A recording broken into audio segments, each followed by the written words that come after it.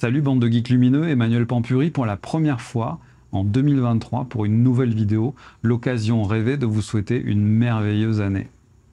Une année pleine de bonheur, pleine de succès, pleine d'amour, pleine de joie, de pétillance, que tous vos rêves les plus fous se concrétisent, se réalisent. 2023, ça va être génial. Je suis sûr. En tous les cas, pour moi, ça commence sur les chapeaux de roue. J'ai vécu une expérience extraordinaire et c'est tout de suite après le générique.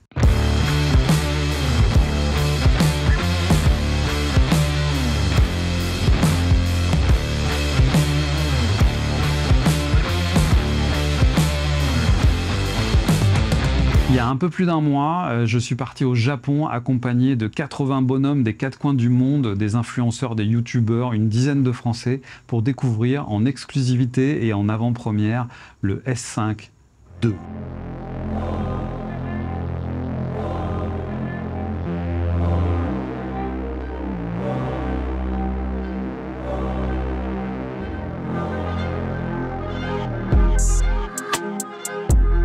Et quand on m'a annoncé ce truc-là, quand j'ai reçu le coup de fil de chez Pana qui m'a dit ah, « Viens à Tokyo, on va te montrer un truc », je me suis dit « Il se passe un truc, il se prépare un truc, est-ce que c'est le truc que j'attends ou pas ?» Faut vous dire que je suis en délicatesse et je suis un peu dans une vraie problématique de choix, de savoir est-ce que je reste fidèle à Pana ou est-ce que je me barre chez un autre constructeur. Parce que oui, pendant des années, je me suis dit qu'un autofocus performant, je m'en foutais, jusqu'à ce qu'on me prouve, jusqu'à ce que je puisse le voir dans une utilisation à travers les tests que j'ai fait, que ben ouais, je pouvais me reposer sur un autofocus pleinement efficace et me dire ben voilà, je peux me concentrer sur autre chose, je peux me concentrer sur mon cadre, je peux me concentrer sur ce qui se passe dans l'image, je peux me concentrer sur l'interaction que j'ai avec le sujet que je filme et me reposer sur un automatisme qui me libère de quelque chose. J'ai failli me casser, j'ai failli tout revendre, je me suis dit allez c'est bon tu bazardes de tout. Mais non, j'ai tenu bon, je suis resté fidèle, je suis resté dans cette audace de ce pari de croire dans ce challenger que j'adore qui est Panasonic. Et aujourd'hui je suis pas déçu. Dans cette vidéo je vais vous parler de plein de trucs. Je vais faire tous les tests possibles imaginables avec ce S5 et vous faire surtout un retour d'utilisation parce que pour ce qui est des tests purement techniques, vous allez voir plein d'autres vidéos qui vont fleurir dès aujourd'hui sur internet. Je suis vraiment dans un spot incroyable. Je sais pas si vous voyez, mais il y a une montgolfière qui est en train d'atterrir derrière. Bon, je suis au 24 mm, donc il faudrait que j'ai un téléobjectif pour vous montrer cette montgolfière. Mais je vais vous la montrer parce que je l'ai filmée tout à l'heure.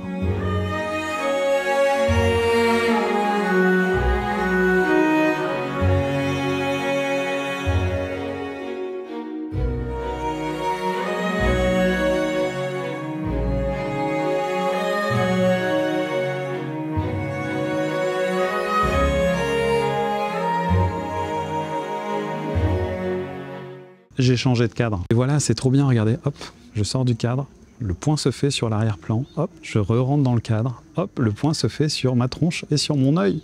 Si, je vous montre, regardez. Regardez, je vais filmer l'écran. Regardez comme c'est bien la détection, comme ça se fait là, comme ça bouge comme il faut là. Hop, si je me rapproche, ça marche. Si je me rapproche, ça marche. Ouais, si je m'éloigne, ça marche.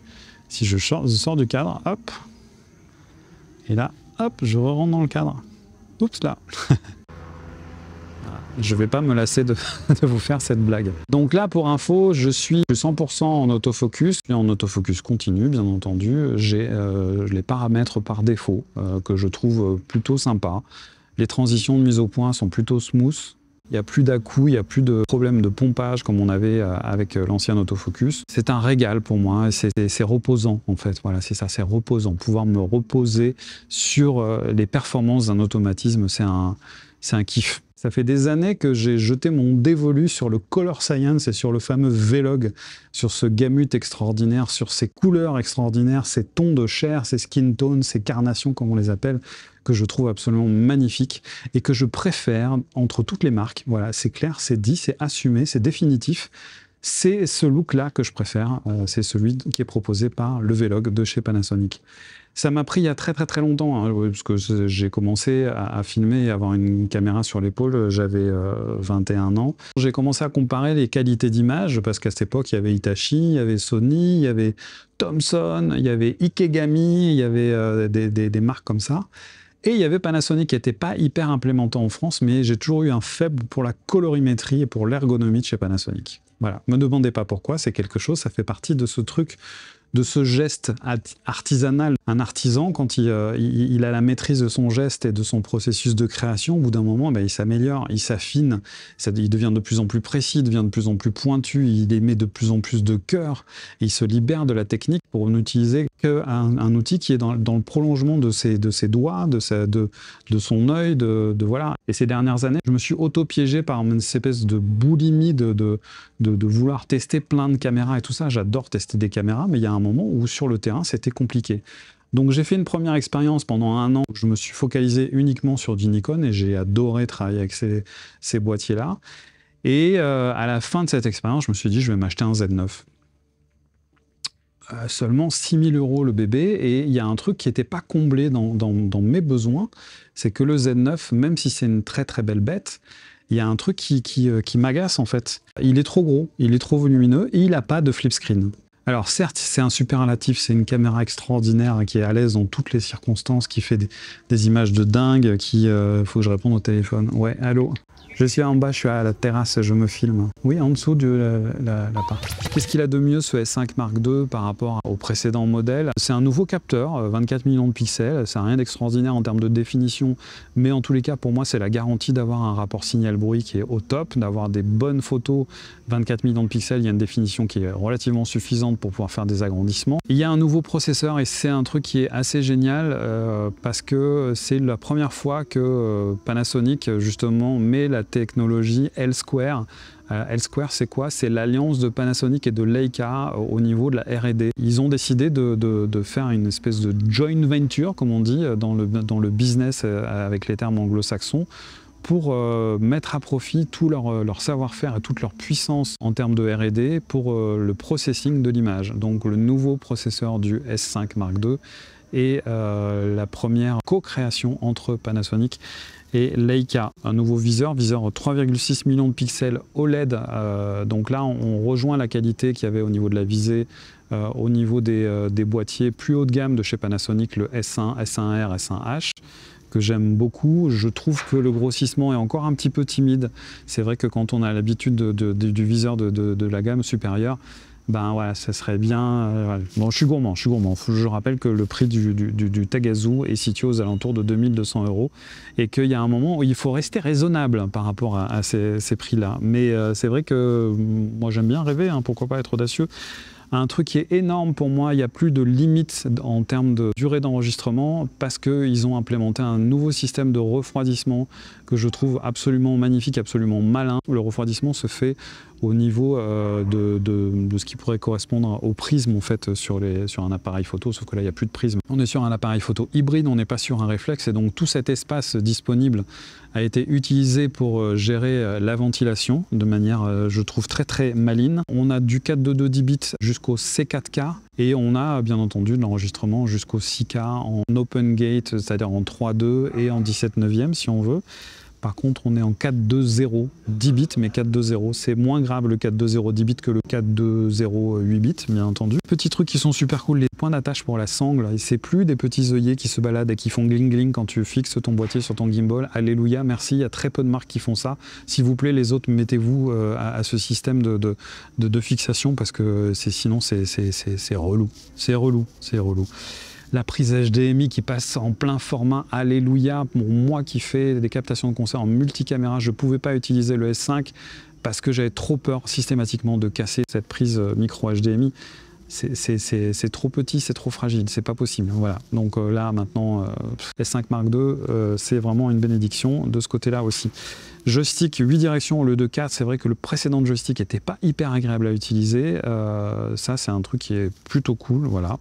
Il y a un dual ISO qui est plutôt malin, puisque en fonction du profil colorimétrique que vous allez choisir, eh ben, les deux ISO vont bouger. C'est-à-dire que quand on est dans des profils comme le normal, le profil colorimétrique portrait que j'aime beaucoup utiliser pour les vidéos, j'ai pas envie de faire d'étalonnage par exemple, il y a deux valeurs nominales au niveau des ISO, on est à 100 dans les basses sensibilités et à 640 en haute sensibilité. En Vlog, on est à 640 et à 4000. En H4G, vous êtes à 400 et à 2500. Et en Cinelike D2 et V2, on est à 200 et 1250. Il y a aussi cette annonce de cette nouvelle déclinaison de ce S5X qui va sortir au printemps et qui, au-delà de son look absolument ravageur, tout noir, très très épuré, que j'aime beaucoup, va apporter des fonctionnalités supplémentaires, notamment la possibilité d'enregistrer directement sur un SSD en externe. Ça, c'est vrai que c'est un truc qui est assez cool. Vu le coût des cartes CF Express, je dis aussi merci pour cette fonctionnalité qui est déjà présente sur le GH6. Et qui, j'espère, va se démocratiser. Et il va y avoir notamment d'autres fonctionnalités, la sortie du RAW sur le HDMI. Alors on ne sait pas encore si ça va être de l'Apple ProRes RAW ou du Blackmagic RAW, ou les deux. Mon petit doigt me dit que, connaissant bien Panasonic, vu qu'ils ont implémenté les deux sur la plupart des générations précédentes, il n'y a pas de raison que ça ne continue pas. Et la petite info qui a son importance aussi, c'est que S5 Mark II va pouvoir être aussi upgradé. C'est une upgrade payante qui va vous permettre d'accéder à ces fonctionnalités aussi, ce qui réduit un petit peu l'écart entre les deux. Mais bon, le S5 Mark II en version X, et il est tellement sexy avec cette robe noire et ce logo, voilà, moi je trouve ça plutôt cool parce que c'est discret. Parce que puis ça fait pro le noir, hein, le noir mat, c'est élégant le noir mat. Voilà. Dans les choses que je trouve absolument remarquables dans ce nouveau S5 Mark II, il y a toute la partie son qui est héritée de tout ce qui a été fait et implémenté dans le GH6. Je rappelle que pour ceux qui n'ont pas vu ma vidéo du GH6, hein, sinon il faut aller la voir, hein, il y a un lien dans la description, que le GH6 est le premier boîtier hybride de caméra, un tantinet professionnel qui propose un enregistrement de 4 pistes audio. Avec l'adaptateur XLR, vous allez pouvoir garder l'entrée mini jack pour 2 entrées et l'adaptateur XLR va vous permettre de rajouter 2 autres micros. Moi, par exemple, je fais souvent des interviews où j'ai besoin d'avoir plusieurs intervenants, 2, 3, 4, des fois même quand j'en ai que 2, j'aime avoir aussi du son ambiance. Autre particularité, la qualité du traitement du signal, la qualité des préamplis est vraiment exemplaire. On est sur du haut niveau. Pour moi, c'est aussi un des signes distinctifs de la plupart des Lumix, principalement depuis l'arrivée du GH5. Panasonic a mis énormément d'attention sur la qualité du traitement du signal audio, la qualité des préamplis et la qualité de l'enregistrement. Pour exemple, c'est le premier boîtier dans ces boîtiers hybrides photo-vidéo qui propose un enregistrement 4 pistes, 96 kHz, 24 bits. La plupart du temps, on est souvent sur du 24-48, mais des fois, il y en a quelques-uns qui sont en dessous encore sur du 16 bits. C'est pas si flagrant, mais il y a autant de différences dans la qualité de la prise de son qu'il peut y avoir sur l'échantillonnage des couleurs. Par exemple, vous savez très bien que 8 bits, c'est pas terrible, que 10, c'est mieux. Là, c'est pareil, entre 16 et 24 bits, il y a un monde. Une fonctionnalité qui est vachement intéressante sur ce S5 Mark II, c'est un menu que j'aime beaucoup, qui existe déjà sur d'autres boîtiers Lumix, et si vous ne le connaissez pas, ça vaut vraiment le coup de vous y intéresser. J'aime beaucoup travailler au viseur et je voulais juste rappeler aux petits jeunes qui disent que le viseur c'est un truc pour les papis. Non les gars, peut-être que ça vaudrait le coup d'essayer. Le viseur, ça permet d'avoir une immersion beaucoup plus profonde dans votre image. Vous n'avez pas du tout la même sensation de ce que vous êtes en train de filmer. Un œil rivé dans le viseur avec 3,6 millions de pixels, avec 0 lumière incidente qui parasite votre vision, que quand vous êtes à bout de bras en train de regarder un petit écran qui fait moins de 2 pouces de diagonale. Voilà, voilà. En tous les cas, c'est ma croyance. Ce petit panneau de contrôle, en fait, va vous permettre d'accéder à toutes les fonctionnalités principales de votre boîtier quand vous êtes en vidéo.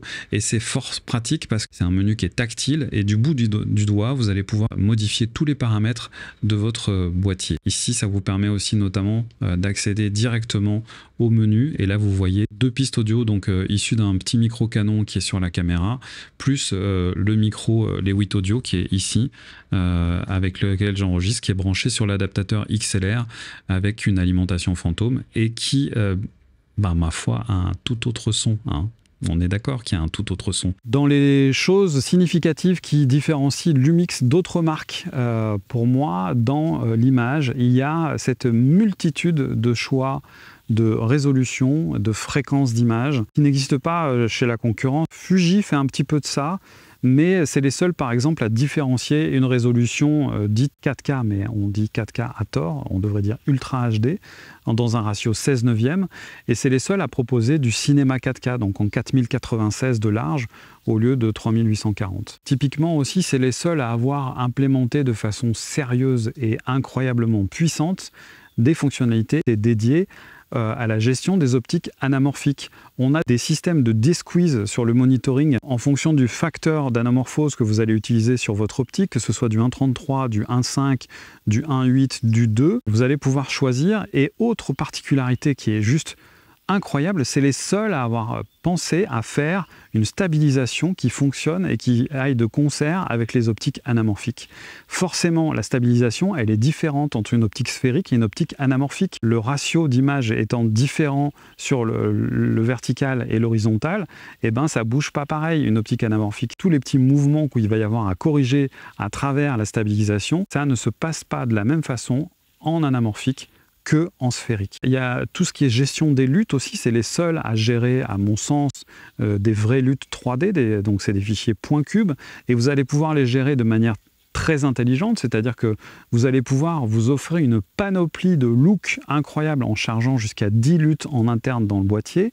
Il suffit juste de le mettre sur la carte SD et après de dire à la lutte de se charger dans le boîtier. Moi, je l'utilise plutôt en prévisualisation, c'est-à-dire que je tourne en Vlog et j'ai une lutte de prévisualisation qui est affichée dans mon viseur. Ça peut être aussi le cas éventuellement sur la sortie HDMI si vous branchez un moniteur externe. Mais vous pouvez aussi enregistrer l'image à travers cette lutte. Ça, c'est une nouvelle fonctionnalité sur le S5 Mark II que je trouve très chouette. Quand on n'a pas envie de se casser la nénette à l'étalonnage, on peut quand même aller appliquer une lutte et avoir un look relativement original dans sa prise de vue. C'est tout un tas de petits détails comme ça que moi je trouve extraordinaire. La qualité de tout ce qui est oscillo, vectorscope.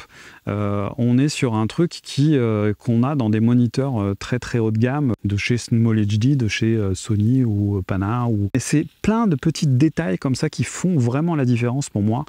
Pour l'utilisateur, il y a beaucoup plus de finesse dans les possibilités de réglage. Dans l'ergonomie, il y a un truc que je trouve absolument génial, c'est que la plupart des boutons sont programmables. Et pour pouvoir aller programmer une fonction sur un bouton, c'est complètement dingo de simplicité la façon dont c'est fait.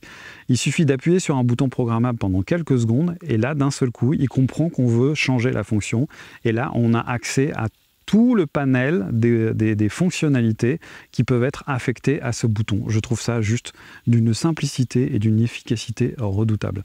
Ça fait partie de toutes ces petites choses qui font que j'adore les boîtiers Lumix. Je vais vous faire un petit retour d'utilisation sur ce S5 Mark II, puisque ça fait à peu près 3 semaines que je l'utilise au quotidien. Je me régale avec.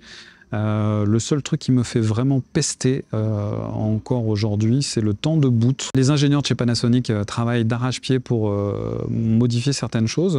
Pendant tout ce test, puisqu'on était en version bêta, quand on a reçu les boîtiers tous là, on était en version 0.74, on est déjà à la 1.04 je crois, donc on a eu 3 mises à jour de firmware. Entre le moment où j'ai pris contact avec le boîtier et le moment où j'enregistre cette vidéo. Ils sont hyper réactifs de ce côté-là et c'est toujours un plaisir aussi de savoir qu'il y a des nouvelles fonctionnalités qui arrivent et qui sont implémentées dans les boîtiers au fil du temps, qu'ils ne laissent pas forcément tomber les générations précédentes et qu'il y a encore des mises à jour qui arrivent sur des boîtiers qui ont plus de 5 ans. Ça, c'est plutôt cool. J'ai fait 2 autres vidéos que vous allez voir dans lesquelles il y a zéro blabla, ou enfin très peu de blabla, c'est que des images un peu brutes. Il y en a une vidéo qui est full noir et blanc que j'ai appelée Tokyo Story 1 qui est filmée en mode monochrome L, direct sorti du boîtier avec uniquement le montage. Il y a zéro correction en termes de luminosité, de contraste parce que bien entendu c'est du noir et blanc donc il n'y a pas de couleur. Et l'autre vidéo qui est faite 100%, enfin quasiment 100% en anamorphique avec le nanomorph qui m'a été prêté par Laowa et que j'ai pas mal kiffé aussi. J'étais pas hyper satisfait des circuits, du facteur de 1.33 qui pour moi est pas assez prononcé pour avoir tous les avantages de l'anamorphique. Là, avec du 1.5, on se rapproche de la vérité. Je reviens un instant sur un élément qui est important. Cette vidéo, elle est très particulière aussi parce qu'on s'est retrouvé à 10 en mode à la limite de la joyeuse colonie de vacances au Japon, à Tokyo. Et donc si vous voulez avoir des compléments d'information, il faut aller voir les vidéos des copains. J'ai noté, j'ai pris des notes. Hein. Il y avait Adelin, il y avait Damien Bernal, il y avait Guillaume Ruchon, Benjamin Tanto, il y avait Steven, il y avait Jérôme de chez Naotech, il y avait François de chez Grain, il y avait Fabien Nedelec et il y avait Maxime Pile et Face. Voilà. Les 10 Frenchies invités par Panasonic pour passer quelques jours à Tokyo pour découvrir ce S5 Mark II. Il y a François aussi de la chaîne Explique-moi encore, qui n'était pas avec nous au Japon, mais il a pu tester ce S5 Mark II.